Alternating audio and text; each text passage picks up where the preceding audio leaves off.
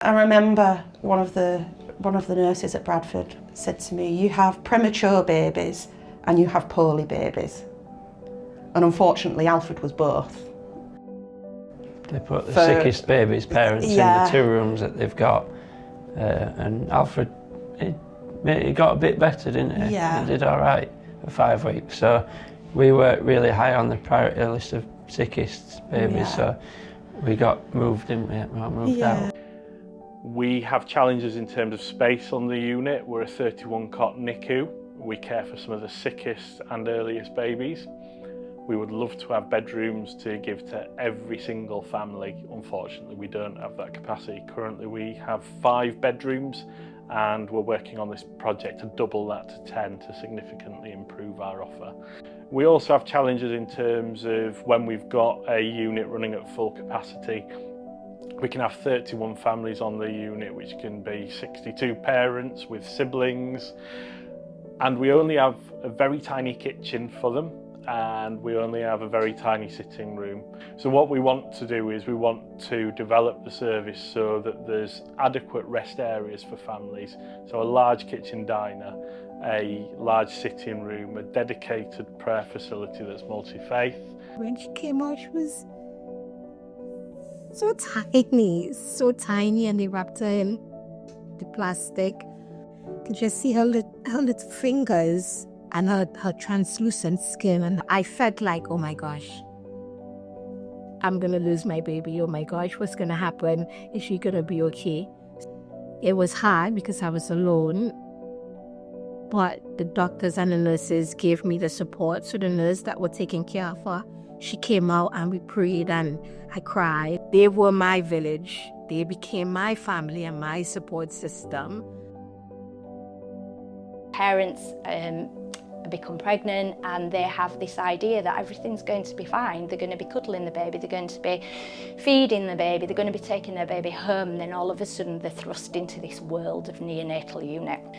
We have got machines, we have got alarms, we have got very sick babies. There might be a very sick baby just opposite where their baby is being cared for. It's an emotional roller coaster. They go from hope to fear, to back up to hope. We can't do anything about the machines and the environment, that's as it is. But what we can do is do something about a family's basic needs and make sure they're eating, they've got somewhere to sleep, somewhere comfortable to sleep, they've got somewhere to rest, they've got some quiet place. And if we can fulfil that, at least we're doing something that makes it a little bit easier during this absolutely horrendous time. Having that room, it gave me a bit of comfort. It gave me a bit of relief knowing that, God forbid, if anything is to happen, at least I'm just a footstep away. When they were preparing the room, they made sure that they tried their best to accommodate not just myself, but my boys. Ultimately, we want to help our families be as close as they can to their babies, because they tell us that not only is this traumatic, they feel guilt leaving the unit. They've got their critically unwell baby in an incubator perhaps, and they need to leave the unit to get rest and recharge those batteries. Whereas if we can have a home from home next door to the unit, hopefully we can get rid of some of that guilt. Alfred was on high flow oxygen support and he hadn't been doing too well. And I remember on the drive-in in the morning, the nurse rang and said we're having to upgrade his oxygen support and put him onto CPAP. And I'm like, I'm nearly there, I'm nearly there, I'm only 15 minutes now, I'm nearly there, and you just think, like, I should be there, Sadly, we lost Alfred on the 29th of May. And during that time, we were offered a room again so we could be close to him and be with him all through the night. And be close by to him in those final kind of moments, really. And it allowed me to be his parent, it allowed me to be his mum.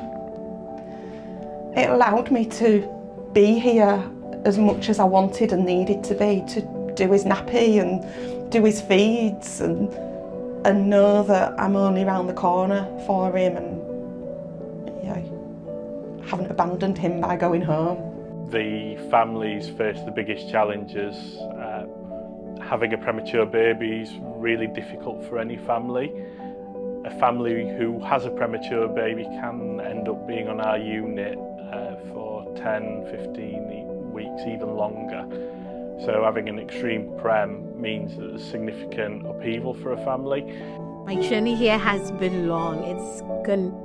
I leave in about 3 days, which would roughly put me to 4 months being here. One of my prayer was that we would be home for Christmas. So I think that has been answered. So now with this project, being able to add more rooms to give more parents or more family a home away from home, I think that it is a God-sent gift. We're here at Barrett Hospital Charity to support anybody who would like to support our campaign. We can provide advice, help, guidance in terms of how you can support, whether it's volunteering, fundraising or donating.